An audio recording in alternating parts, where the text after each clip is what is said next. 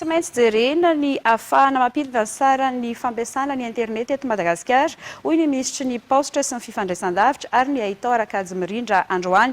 Efa nisy ny fifampiresana nataony teo anivon'ny ministera tompon'andraikitra ary ny Artec izay sampandraramisana ny fifandraisan-davitra eto Madagasikara ary ireo opérateur efatra raha ny fanazavana. Yandonela Martina sy Njara Randriansoa. Malona ny olana sedray ny mpikirakira internet indrindra ny mpampiasa ny tambazotra antserasera Facebook amin'izao fotoana no ny fanovana ataon'ireo tambazotra mpifandraisana tamin'ilay tolotra Facebook.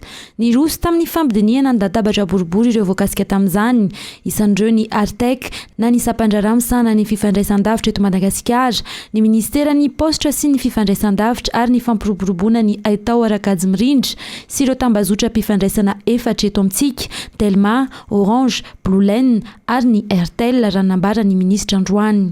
Ahafahantsika mampidina ny tahany na ny connexion zany na ny voix, fa io moa misy mesure teknika maromaro tsy maintsy hifampidiniana satria eo anatin'le sehatra resantsika izay misy na resaka internet ny resantsika, misy zany ny arrivée internationale mandalo fibre optique, misy fibre optique any Tamatavy, misy fibre optique any Fort-Dauphin, misy hoavy ihany koa any Mahajanga, ka tsy maintsy mifampidinika ny opérateur anankiefatra ahafahantsika mijery hoe inona zany ny tokony tahany izy anaovana anazy, fa eo ampandiniana an'izay izahay atao fitondram-panjakana. Efa miditra amin'ny fanentanana mikasika ny cybersécurité kosa ny fitondram-panjakana amin'izao fotoana raha ny fanazavana ihany, anamafisana ny fahaiza-manao mba hitondra fanavaozana eo anivon'ny asa-panjakana.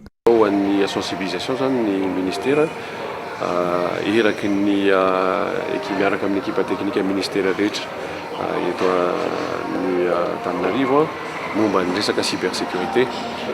Izay no tanjona voalohany. Tanjona faharoa ihany koa dia ao anatin'ny fametrahana an'ilay tetikasa sy programan'asa hoe e-gouvernance itsika na administration électronique, dia miezaka ny fitondram-panjakana amin'izao vanim-potoana sarotsarotra izao no ahafahantsika midématérialiser na manao an'ilay hoe digitalisation an'ny fanjakana. Efa manao ny lisitra amin'ireo tolotra afaka ampiarana ny digitalisation eny anivon'ny asa-panjakana ihany koa ny ministera raha ny fanazavana ihany. Isa no atao lahara-pahamehana anatin'izany ny sehatra ny fahasalamana, ny fandriampahalemana ary ny fampianarana.